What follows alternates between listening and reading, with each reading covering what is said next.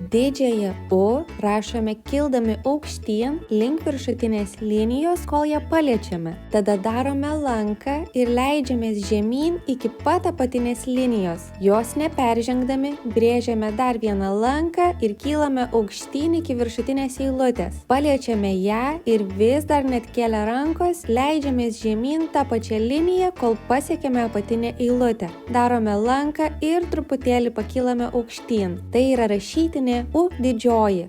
Dabar pasimokysime rašyti mažąją U. Mažąją U rašome leisdamiesi žemyn nuo vidurinės eilutės, kol paliečiame apatinę liniją. Jos neperžengdami, darome lanką ir kylame vėl iki vidurinės eilutės. Dabar grįžtame tą pačią liniją iki apatinės eilutės, darome lanką ir pakylame šiek tiek aukštyn. Tai yra rašytinė U mažoji. Kad geriau išmoktumėte parašyti didžiąją ir mažąją U raidę, reikia praktikuotis. Pabandykite visą pirmą eilutę užpildyti tik didžiosiomis U raidėmis, o žemiau esančią tik mažosiomis U raidėmis. Taip kartokite, kol užpildysite visas puslapyje esančias eilutes.